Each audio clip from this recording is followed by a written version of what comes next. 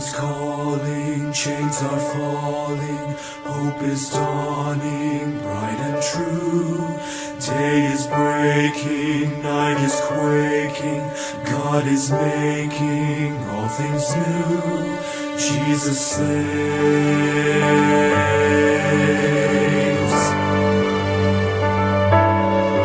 Hear the heart of heaven beating, Jesus saves, Jesus saves, and the hush of mercy breathing, Jesus saves, Jesus saves.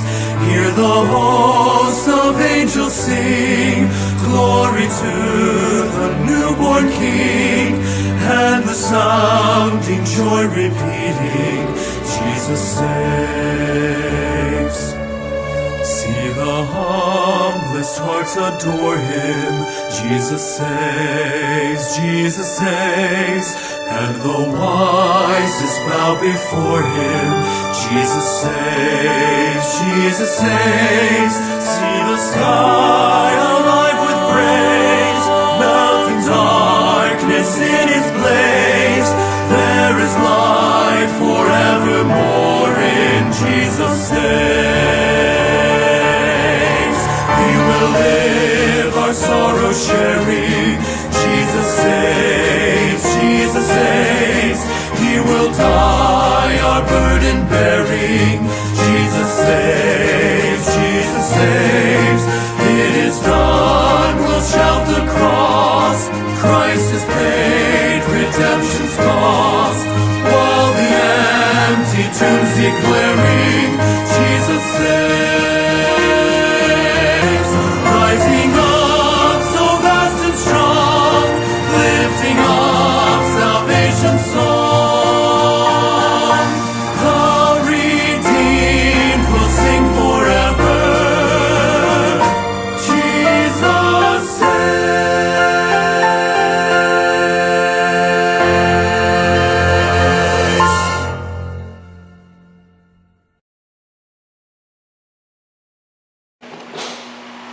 Okay mga igala, daghang salamat o nanasabta sa atong the 15-minute Bible Truth Online Broadcasting Ministry. Salamat sa grasya sa Ginoo nga among tinguha mga igala nga maka-share ninyo sa gospel, no, sa mayong balita nga ikaw makaangkon ini nga maong kaluwasan, no, kay naangkon ni namo libre man pud walay bayad.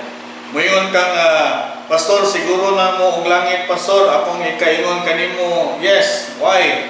Because mo na ang gisulti sa pulong sa Dios, ug among gisaligan ang pulong sa Dios, no, wa may laing gibasihan sa among kaluwasan, wa may gibasihan nganong makasiguro mi ang pulong man sa Dios, no, kay sa atong hibawan sa una nay moingon nato nga kung mubasa tag Bible makabuang lisod sabton. Actually dili gyud siya lisod sabton kun imo lang siyang basahon, no, because yun ang Bible, the truth shall set you free. Muna igala among tinguha karon nga makahibalo ka, makadumog ka, aron pod nga sa imong kinabuhi makahibaw ka sa mga kamatuoran sa Biblia. So if you have your Bible with you, you open your Bible, no, sa 2 Corinthians chapter 6 verse 1 o verse number 2. Atong isgutan karon ngano ang kaluwasan karon, no, mintras buhi pa ta. Kaya uban magud nagtuo nga ini kamatay na to, pwede ra ta ampuan para malangit ta, pwede ratang kanang unya na ta mahibalo. Actually mga igala, karon pa lang pwede na tang mahibalo, pwede na tang makapaniguro, because yun ang Bible sa verse number 1, nan kami ingon nga mga magbubuhat uban kaniya naghanyo kaninyo usab nga kamo dili magdawat sa grasya sa Dios diha sa kakawangan. Kay siya nagaingon, ako nakadungog kanimo diha sa panahon kang ikahinangpan, ug sa adlaw sa kaluwasan ako nagtabang kanimo. Tanawa, karon mao na ang panahon nga ikahinangpan, tanawa karon mao ang adlaw sa kaluwasan. So, diyon ang Bible mga igala nga ang kaluwasan karon, no, niyon ang Bible karon mao ang adlaw sa kaluwasan, no. Ningon ang pulong sa Dios nga ningon diri nga sa panahon nga gikahinangpan ug sa adlaw sa kaluwasan ako nagtabang kanimo. Yun sa magtabang ni Jesus Christ. Of course, siya mo'y nagpakamatay alang kanato. Kay katong kamatayon niya dito sa krus, kabayaran to sa atong sala. Gibayaran niya ang atong mga sala. Gikan pa ni Adan og iba nga nahimo nato because kaniadto ang sala kaniadto panahon sa mga Israelinhon ilang tabunan og dugo ang arka. Because dito sa sulod sa arka naa dito ang sala sa mga taga-Israel. No? Ang ilang nahimo nga mga salaon atubangan sa Dios dito sa ilang pagsupak ni Moses, dito sa supak ni sa yaw-yaw nila mahitungod sa provision sa Dios sa mana. No naa dito ang mga sala nga makita sa arka. O tungod nga na tabunan to nila matag tuig og dugo. But panahon ni Jesus Christ, naabot si Jesus Christ, natao siya ni kalibutan na niyon ang Bible kay alang siya may mubayad sa tong sala. Niyon si John the Baptist, "Behold the Lamb of God which taketh away the sins of the world." No? So yang gibayran ang atong mga sala nga imbis unta kitay mo bayad, siya may mibayad alang kanato.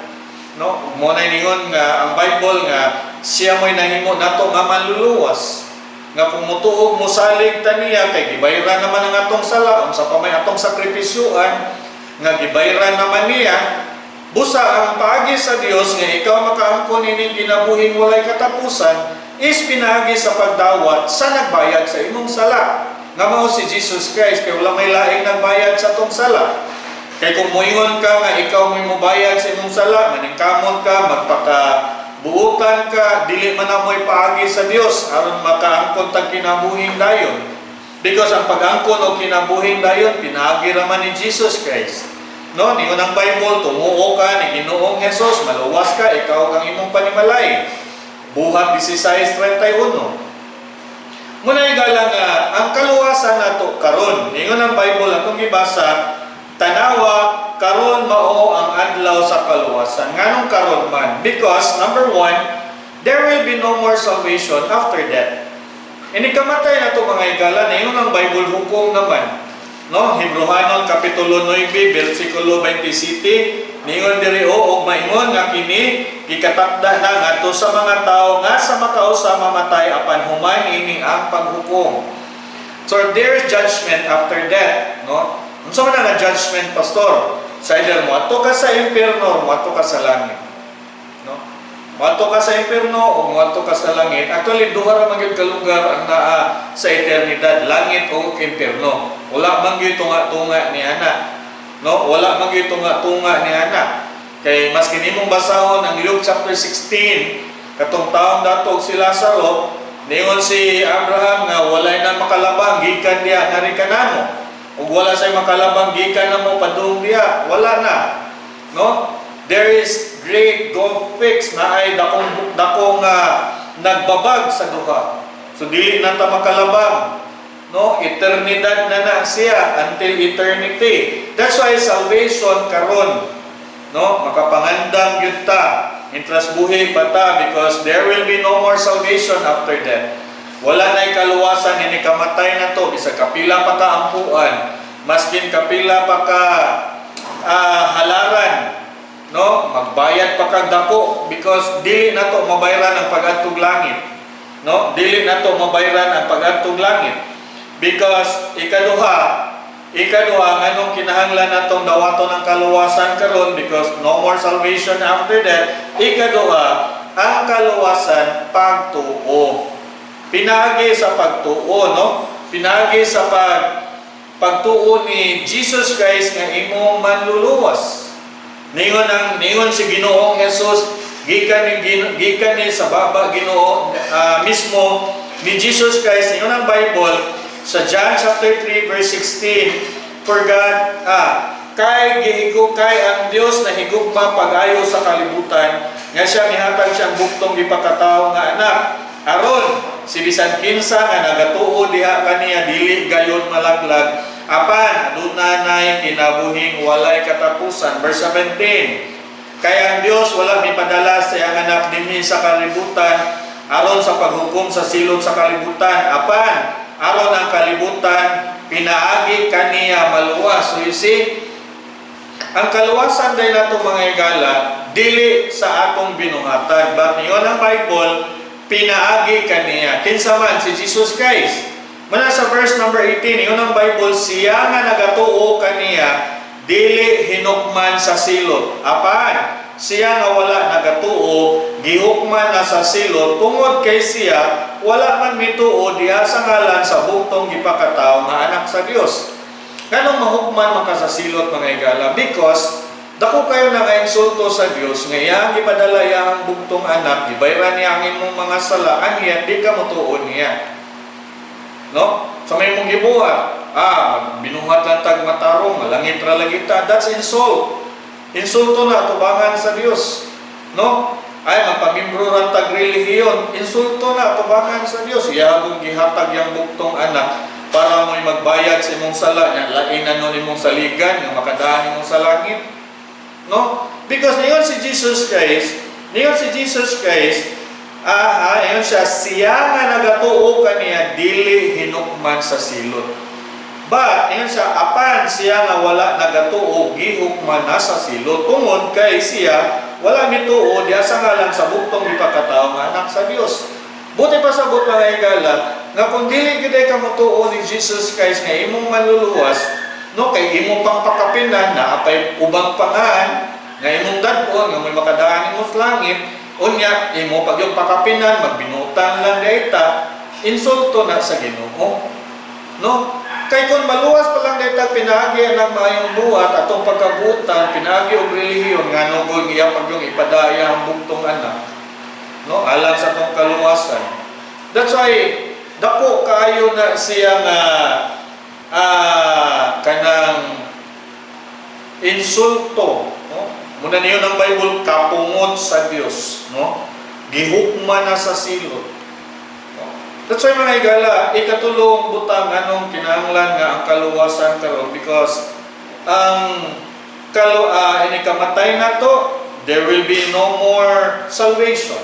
Then ang atong kaluwasan pinagira pagtuo, no? Because ingon ang Bible ikatulo, faith cometh by hearing by the word of God, no?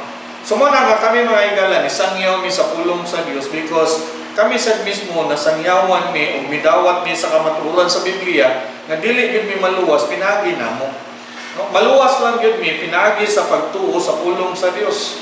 No, muna niyon ang Roma kapitulo 10 versikulo 17, niyon ang Bible, busa ang pagtuo nagaabot pinagi sa pagpaminaw o pagpaminaw pinagi sa pulong sa Dios.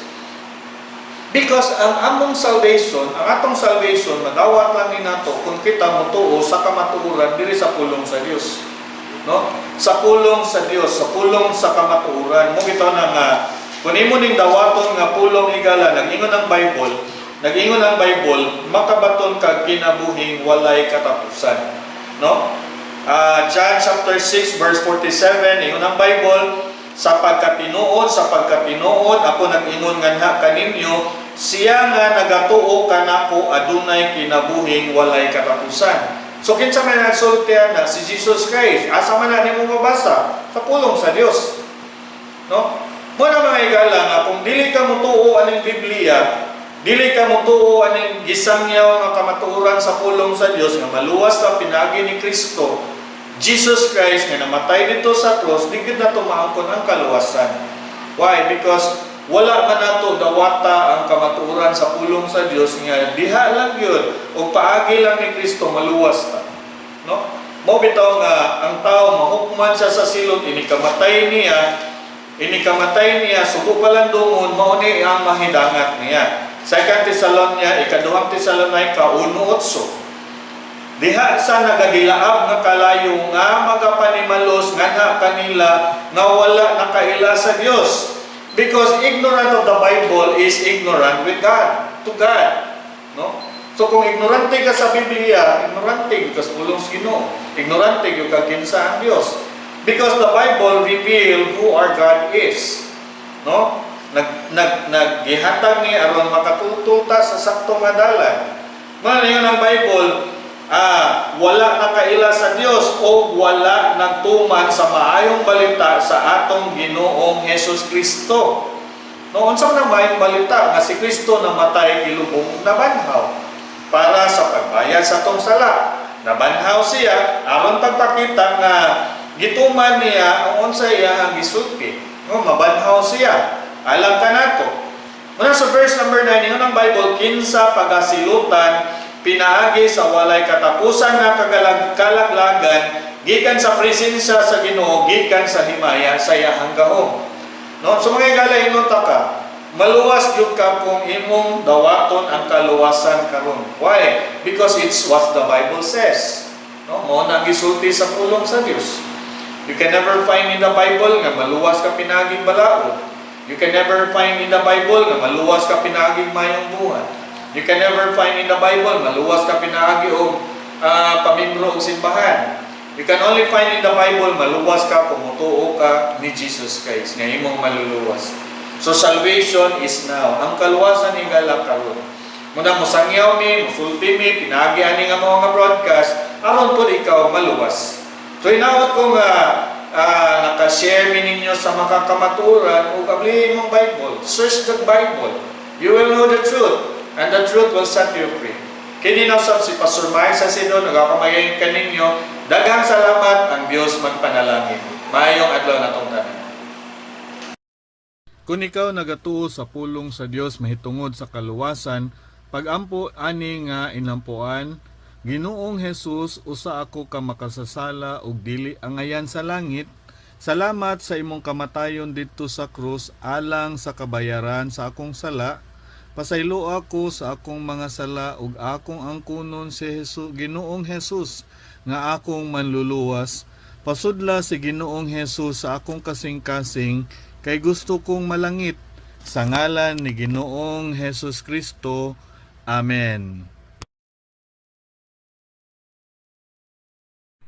Higala kon ikaw na panalanginan kini nga mao nga broadcast karon amo nga paghangyo kanimo nga paibawa kami pinagi sa pag-text ka namo or pinagi sa pag-message sa amo ang Facebook page o kami malipay mo tabang kanimo ug mogiya kanimo sa kamatuoran nga ang kaluwasan pinagi lang ni Ginoong Hesus ug ang kasiguruan naa lamang sa iyahang pulong ug ikaw makabaton niini nga kasiguruan kabag-uhan sa kinabuhi ug malipay kami mo tabang kanimo mga higala kini nasab si Pastor Mark sa Sidon. Daghang salamat ug maayong adlaw ninyong tanan.